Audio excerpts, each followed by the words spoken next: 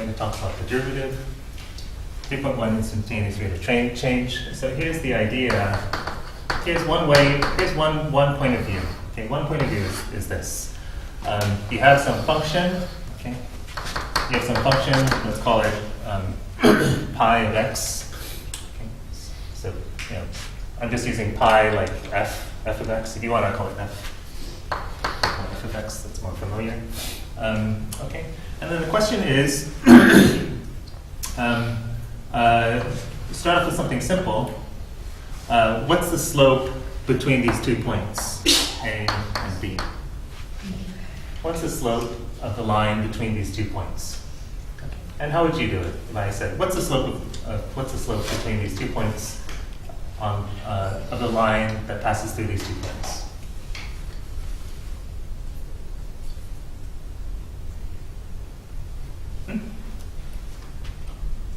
Can somebody tell me? You should be able to read it. 0. 0? I don't know. Is it 0? If this function is f, then what's the y value here? Oh. F of a. What's the y value here? F of b. What's the slope? F of b minus f of a. Right. If I'm looking at this line here, it's going to be the slope of what's called the secant line.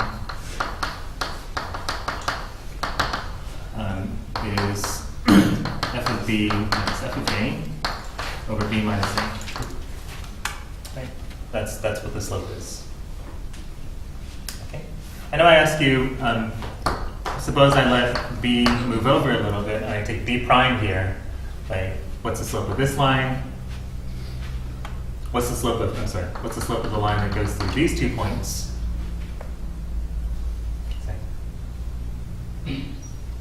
Same sort of thing, f of b prime minus f of a over b prime minus a, right?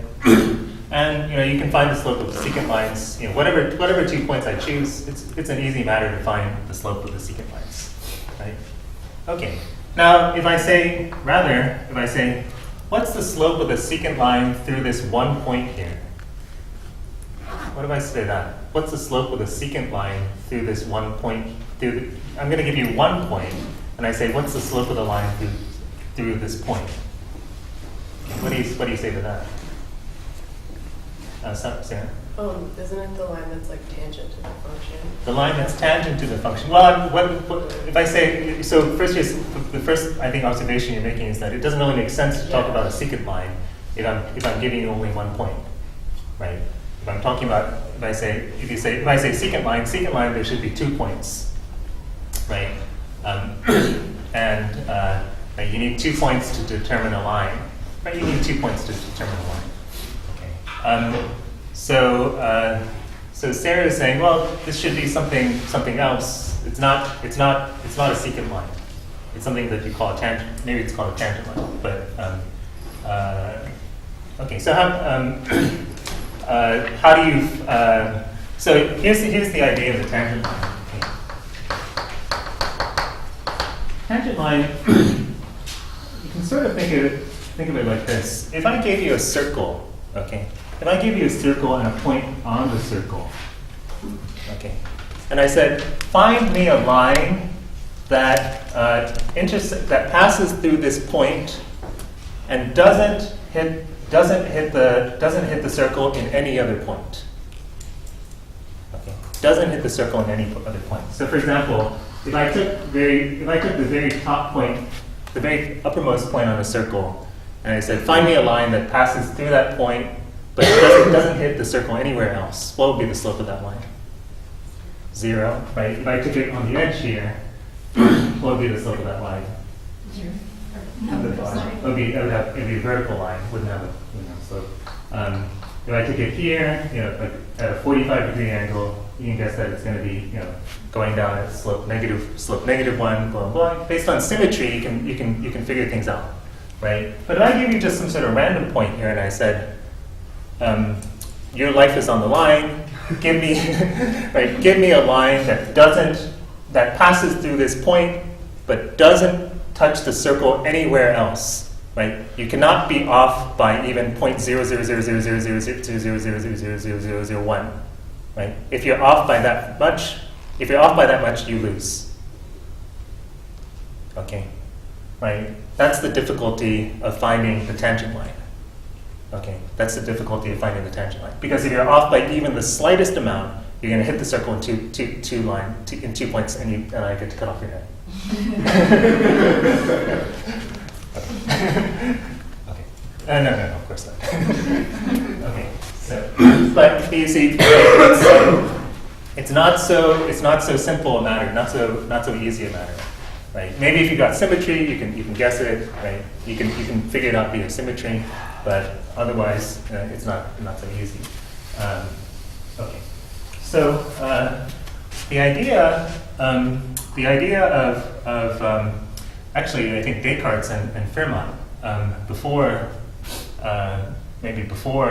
well, I'm not sure. Maybe the idea of Fermat, no, I'm sorry. The idea of Fermat before Newton, in fact, is to take the limit of slopes of the secant lines. Okay, so you say we're gonna here it is, the slope of the tangent line.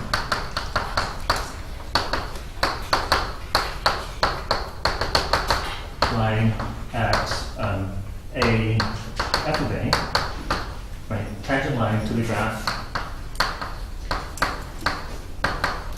of f at a f of a is going to be the limit of the slopes of the secant lines as b approaches a.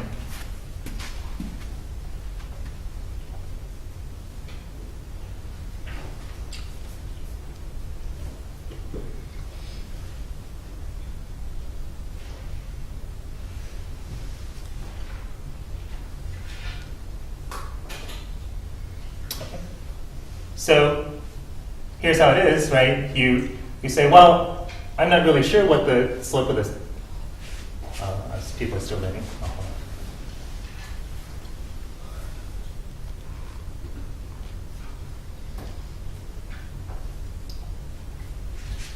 on. Okay, so here it is. Right, it's easy. It's an easy matter to take the slope of the secant line, right? And we have now this notion of limit. What we're going to do is let B get closer and closer and closer to A, right? So we'll let our B get closer, and every time we do, we're going to measure the slope of the secant line, right? We're going to take different B's. B is going to approach A from one side or the other side, it doesn't matter.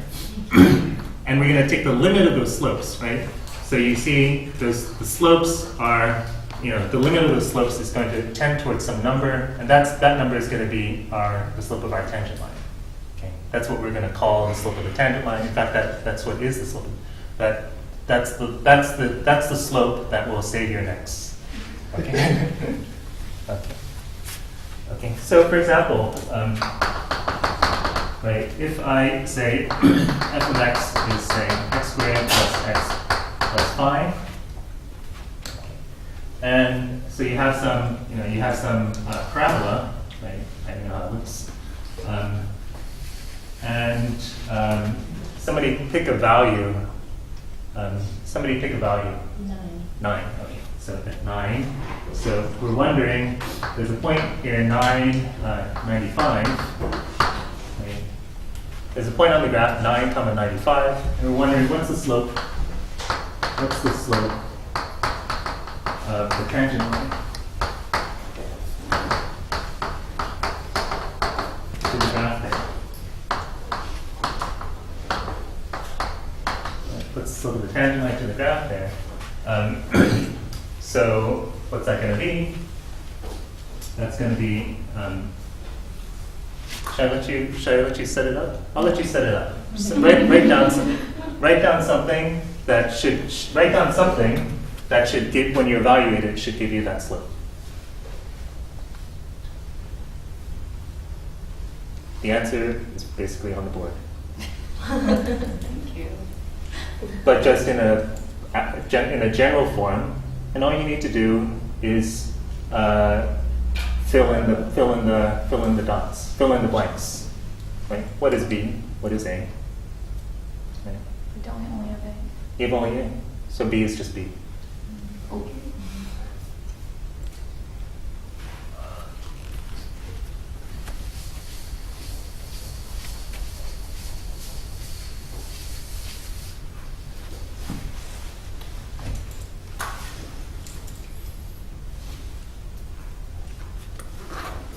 Okay, turn to somebody next to you and say, this is what it is.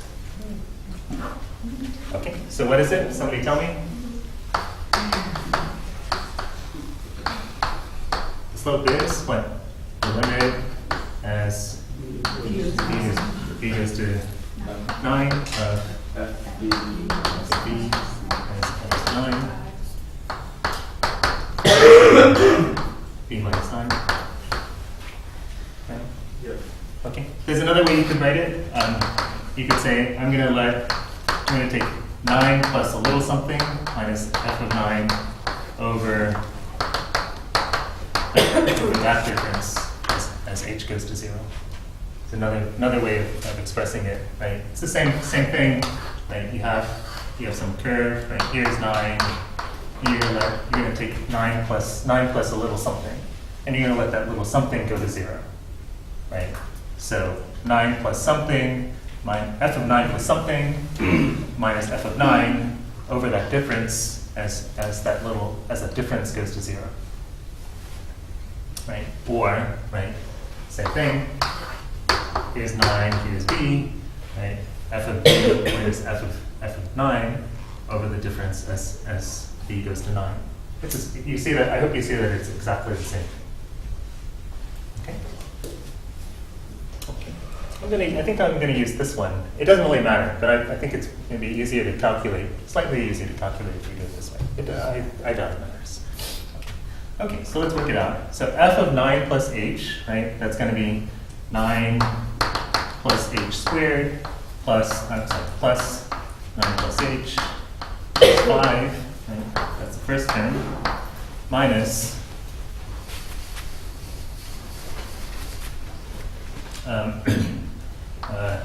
9 squared plus 9 plus 5, right? Everything over h, as h goes to 0, right? So it's going to be 9 squared plus 18h plus h squared plus 9 plus h plus 5 minus 9 squared minus 9 minus 5. Everything over h. Right? Just arithmetic, right? The 9 squareds cancel off, the 9s, the 5s cancel off, and you see that we get 19h plus h squared over h as h goes to 0. That's going to be 19, the limit as h goes to 0 of 19 plus h. That's going to be 19.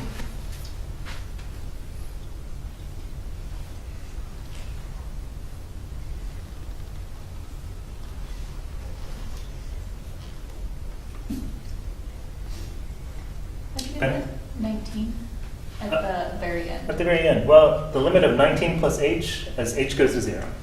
Right? The 19 stays still, the h is going to 0, so we get 19. Oh, okay. Cool.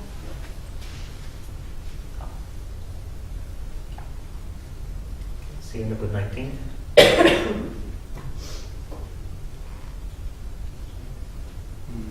Yeah, Stefan. What happened to the never mind. Okay. Okay, yes, What- Arnold. Oh, wait, I actually don't see how you got to 19 plus h. What did you do exactly? I've got 19h plus h squared over h, Yeah. right? So you can factor out, you can distribute out an h out of the top. You get And h cancel out one. times 19 Gotcha. plus h, and you cancel off the h's, right?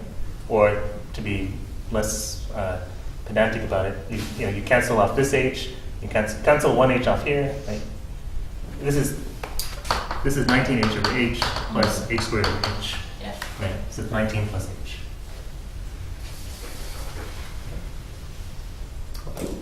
Right. Maybe just for practice, I'll let you do it. Take 1 minute and do it this way.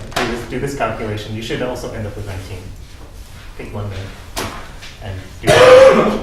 What happens to the h squared? You cancel it. The h squared, right? You get 19 plus h, Yeah. right? The 19h over h becomes 19. The h squared over h becomes h. Okay, so, okay, got it.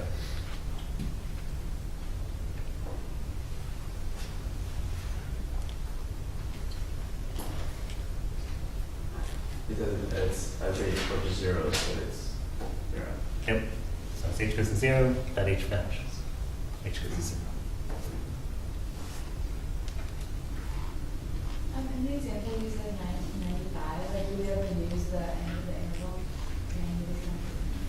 That's not the end of the interval. That's the height. That's the height. Oh. That's the point, right? So it's at, Oh. at 9, 95, right? What's the slope there?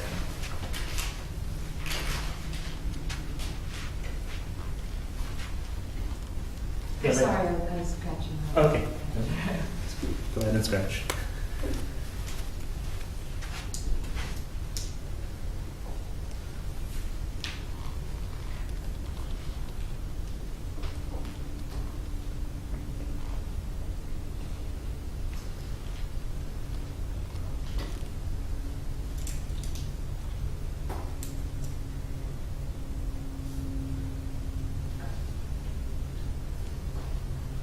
Well, actually, okay. Let's do it together. I'm impatient. Let's do it. So, what do you get? F of b. What's f of b? What's f of b? B squared plus B. B squared plus b plus 5. We subtract off 9 squared Plus 9. plus 9 plus 5. Everything over b minus 9. Okay. Okay. Now I see why I didn't want to do it this way. Okay. So you get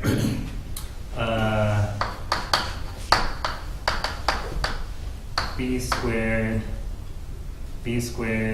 plus b minus 9 squared minus 9 over b minus 9. Okay. No, actually it's fine. Right? It's fine, it's just you need to know your algebra a little bit better. Right? So you see what that is, right? You get b squared minus 9 squared plus b minus 9, everything over b minus 9. Right? B squared minus 9 squared plus b minus 9 over b minus 9. Right? Haven't done anything, right? Just algebra, just arithmetic. Okay, does anyone see the trick at this point? Did you get rid of one of the 9s on top? Just one. You can factor the, what's, somebody should say one thing. It has 3 words to it. The b squared minus 9 squared is a difference of squares. Difference of squares, right? Difference of squares, right? You can factor a difference of squares. Right? It's going to be b minus 9, b plus 9. Right?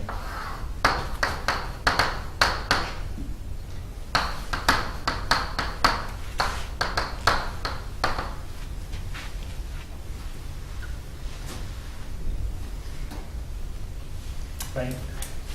Okay. And then you see what happens, right? What happens?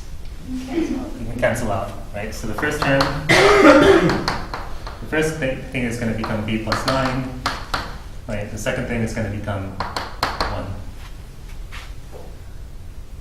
Why is it going to become 1? Because it's b minus 9 over b minus 9.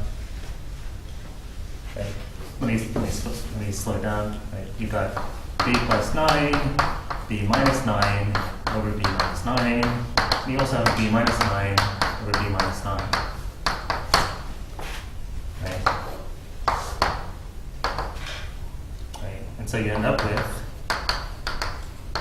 b plus 9 plus 1. Right? And as b goes to 9, you end up with 19.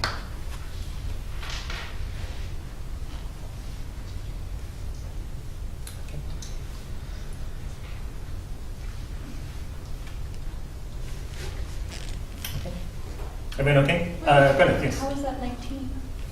B goes to 9, B Oh, you becomes just plug 9, it in. you get Okay. 9 plus 9 plus 1, which is 19. I feel you.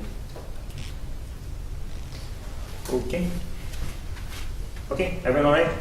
Okay, so now we're going to do it in a slightly more, even more abstract, right? We'll say, what if the first letter is, what if the first point is A? Okay, it doesn't matter. We called it was 9 before, now we're going to call it A. Okay, doesn't make that much difference. So what is the slope? What is the slope of the tangent line at A epsilon? We do exactly the same thing. Which way do you like? The first way we did it or the second way we did it? What? The first. The first way, okay, sure. Okay, so we'll do it that way. We'll write it as the limit of f of a plus h minus f of a over h as h goes to 0. Okay.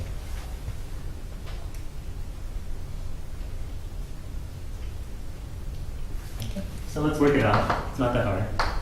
Right? You get f of a plus h, that's a plus h squared plus a plus h plus 5 minus a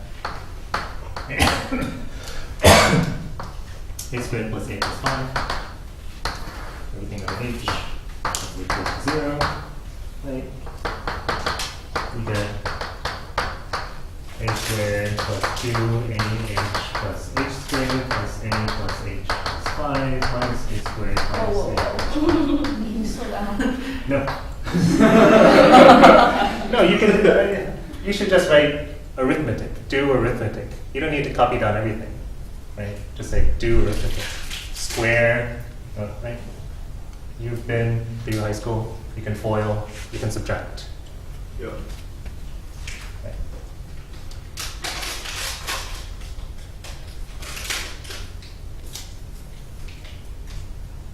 But I will slow down. Thank you.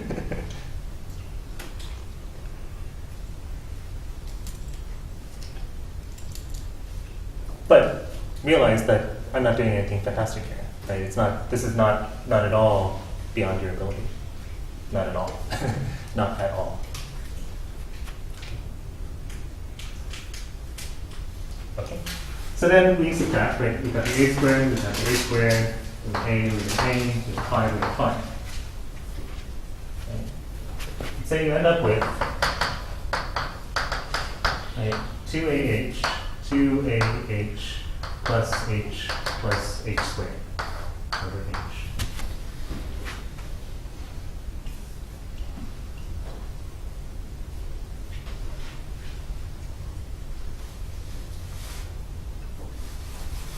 Okay. And so, what's that going to be? You're going to end up with 2a, right, the limit as h goes to 0 of 2a plus 1, whoops, 2a plus 1 plus h as h goes to 0. So that's going to be 2a plus 1.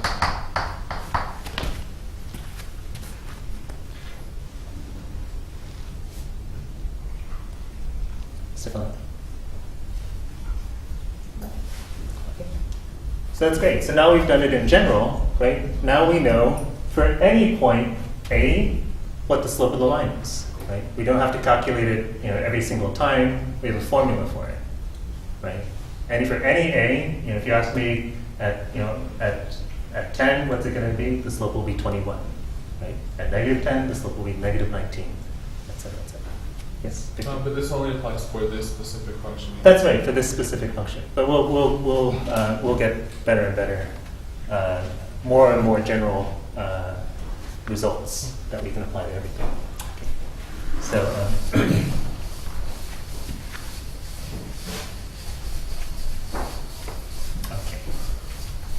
Okay. Any questions so far? Any questions so far? Yes. So then would your conclusion be then like the slope of the line tangent to point A, f of A is 2a plus 1? Exactly. Okay. Yeah. So, and then you can choose any, whatever, and that's for any A. For any A.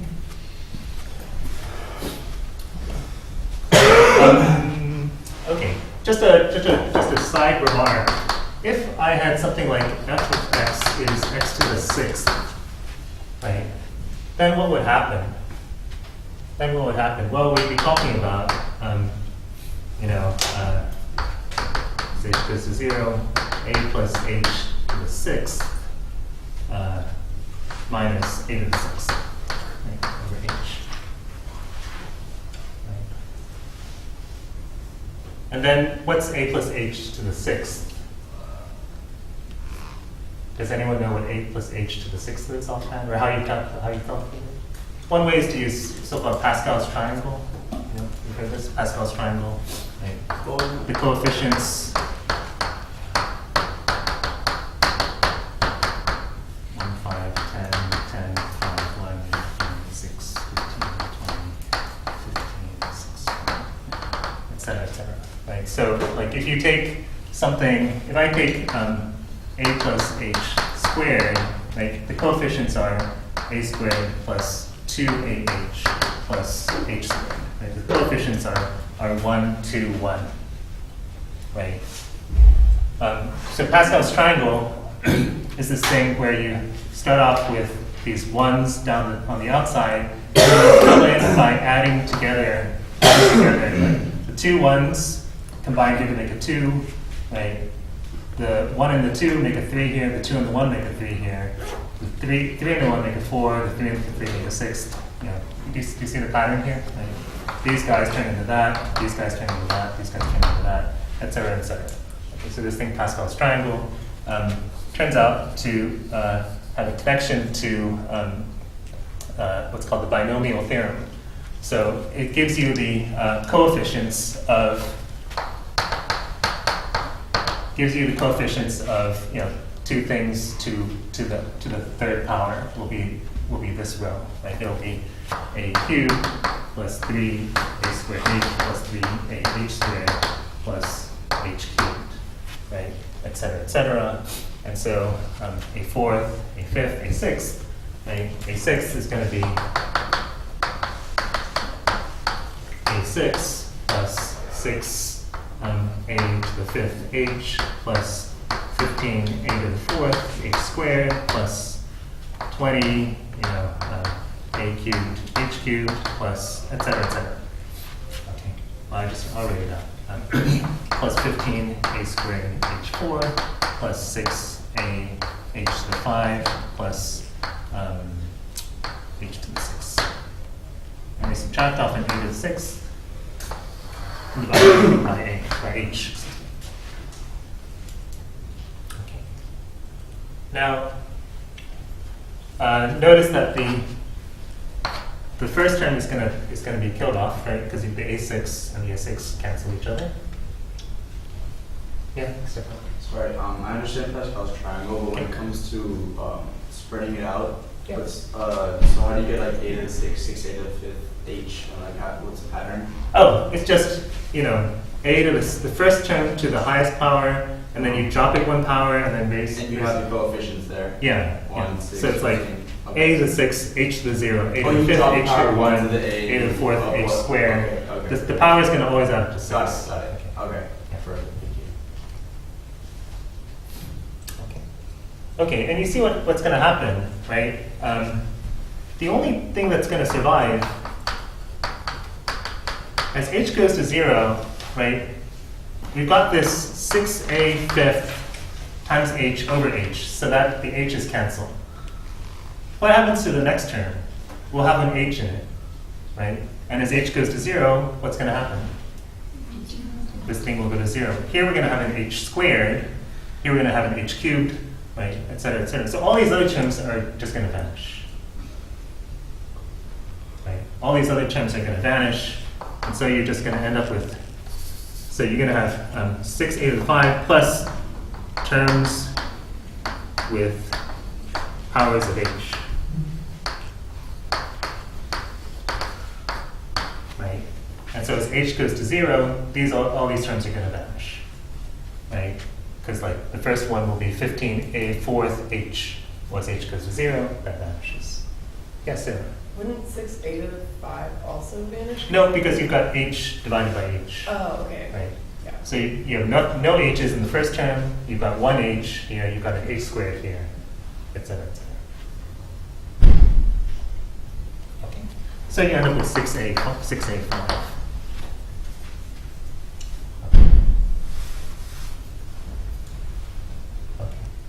And that's if you think about how Pascal's triangle looks, right? If you think about how Pascal's triangle looks, then you can actually realize that if fx is x to the n, if fx is, well, let me say it this way. If fx were fx to the 5, then what's the slope of the tangent line? At a f of a. Suppose it were, can anyone see this? Can anyone see what would happen? Almost exactly the same thing would happen, but we'd be one level up, right? 5x to the 4th, great. Yeah. Right, you get 5a to the 4th, right? The slope would be 5a to the 4th, right? And in general, the slope of x to the n is going to be, in general, so the general form is that if f of x is x to the n, then the slope at a, what did I do here? Sorry.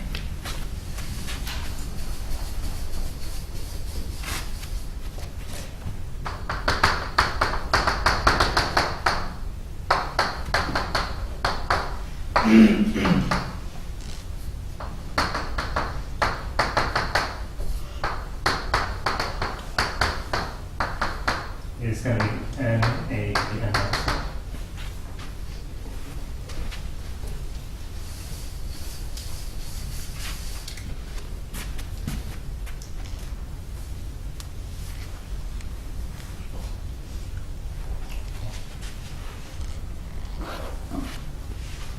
This is something called the power rule.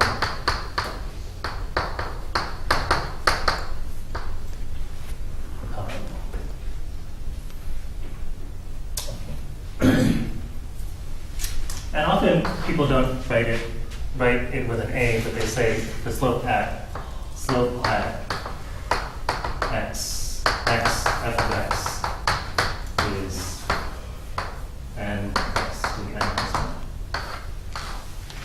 However you want to write it, it's just it's just the slope at some point is going to be this, whatever variable you like to use.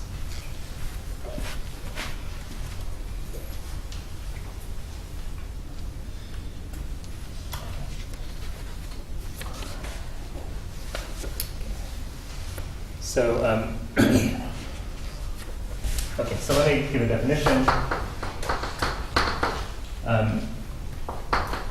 If the limit of f of x plus h minus f of x over h as h approaches infinity exists and is finite, we call this the slope of the tangent line to the graph of f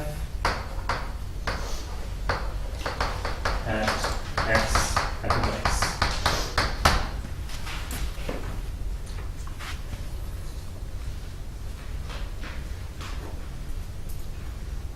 Why is it h goes to infinity? It's not. I was confused too. Thank you.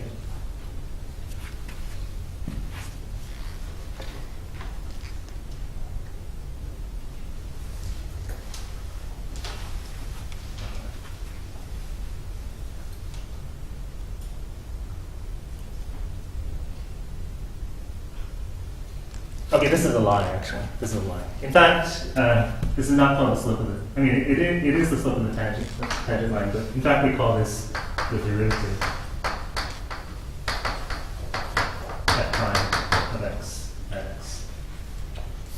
The derivative of f at x.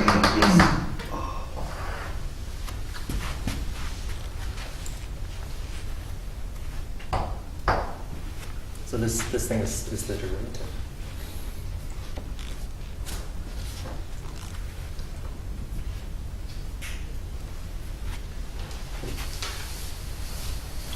Do you ever want to write out like dx, dy? I'll introduce those notations next time. Okay. Yeah.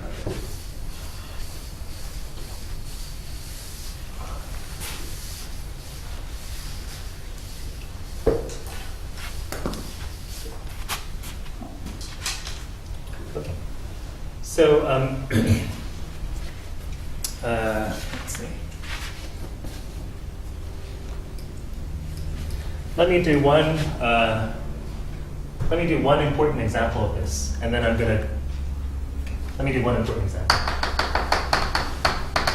F of x is the sine. And somebody says, what is f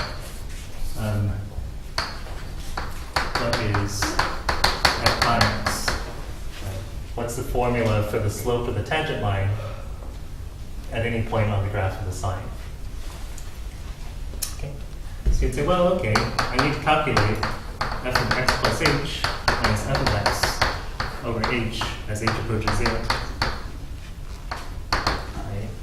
That's to say, sine of x plus h minus sine of x over h as h approaches 0.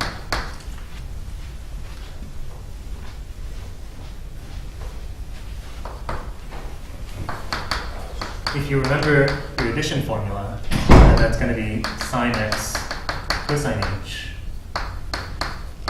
plus cosine x sine h.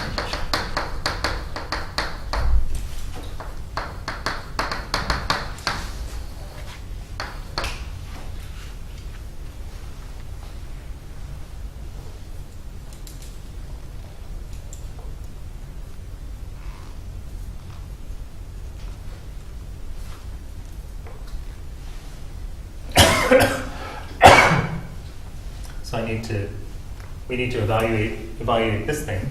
Let me pull it up here. For those of you in the back, I'm going to regroup it like as follows. I'm going to take the terms with the sine x on them. So sine x, right? Got the cosine. Cosine h minus 1 h, and I have the terms of cosine x on them. It's just sine h over h.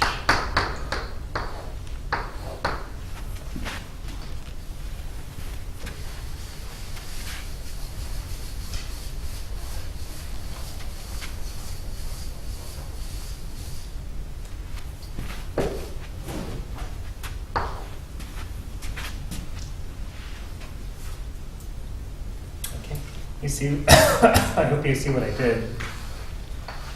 I took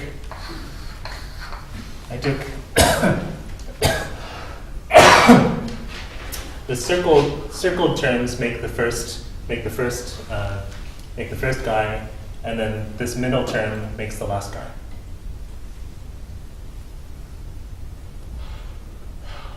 Okay, right? Okay, what happens to sine h over h as h goes to 0?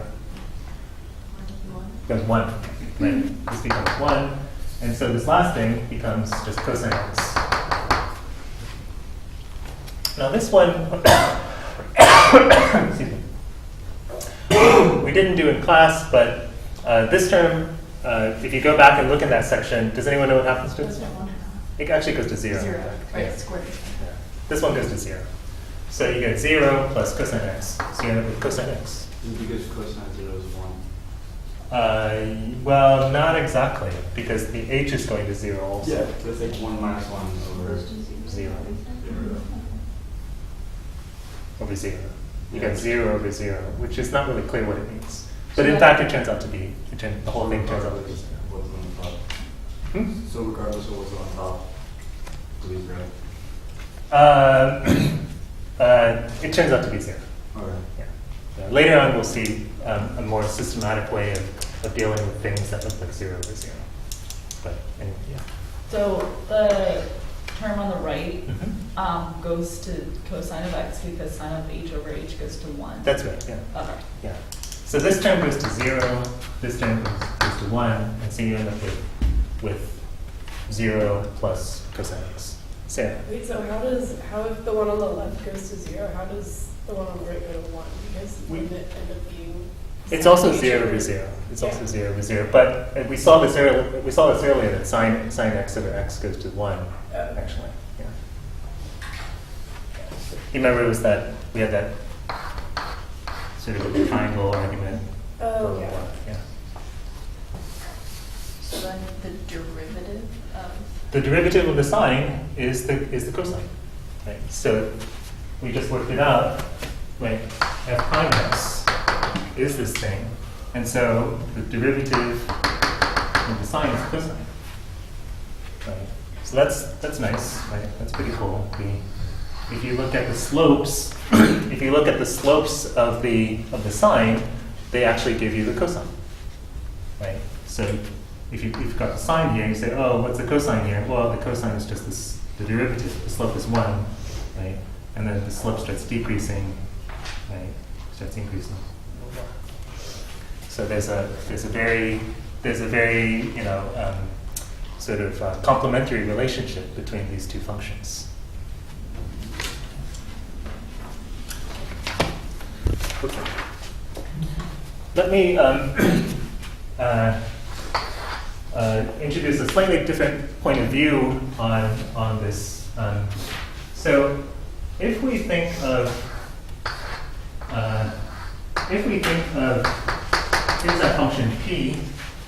Let's say p of x is the position of a car at time x. So here's a car on a track, right? Here's 0, right? And the car, right? Here's a car at time x. It's at a certain position on the track, right? And so you see what this car is doing, right? At time 0, it's at a certain position. It moves forward a little bit, and then it starts going backwards, and then it goes forwards again. Do you see? Does everyone see that? Based on this graph, that's what the car is doing? Okay. Okay. So if I take 2 points A and B, and I say P of B minus P of A over B minus A, what does that mean physically? Well, it's a change in position over the change in time, right? So this is the average velocity over the time period AB.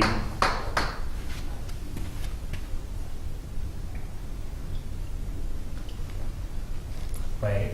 If I talk about the limit as b goes to a of p of b minus p of a over b minus a, then what does that mean? Well, that's sort of the limit of the average velocities as b goes to a. Right. The limit of the average velocities as the time period becomes basically arbitrarily short. Right. It's the limit of the velocities as the time period becomes arbitrarily short. Okay. So what people think, the way people think of this is as the instantaneous velocity at time A.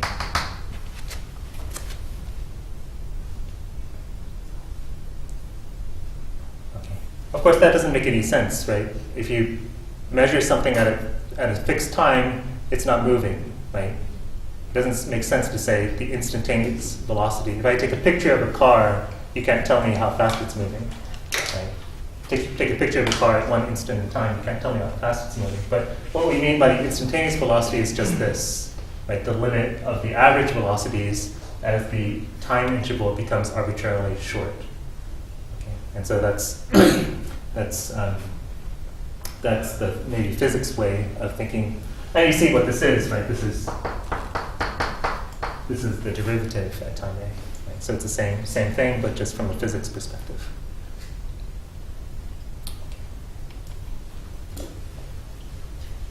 Okay.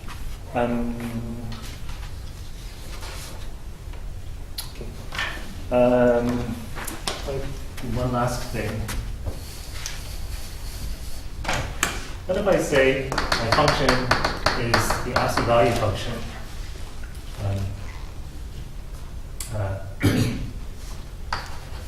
What's f prime at x equals 0? What's f prime at x equals 0?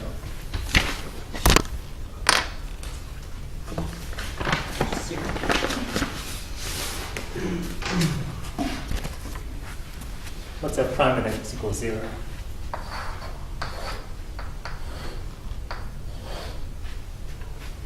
Kima? It doesn't exist, in fact, right? Because if you thinking of this in terms of the slope, right? You're asking for the slope of the tangent line here. Well, from the right side, if we take slopes of the secant lines, the slope of the limit of the slopes of the secant lines is 1. Right? But from the left side, the limit of the slopes of the secant lines is 0. Right? And so there's no limit. There's not going to be any limit. Right? Let me write it. If you looked at limit of f of x plus h minus f of x as h approaches 0, if h approaches 0 from the right-hand side, then you get 1. But from the left-hand side, you get negative 1. Okay, and so there's no limit at 0, right? Because to have a limit at 0, you need to have the right and left limits agree. Okay. So this function doesn't have a derivative at 0. Okay, it's what's called not differentiable. It's not differentiable at 0.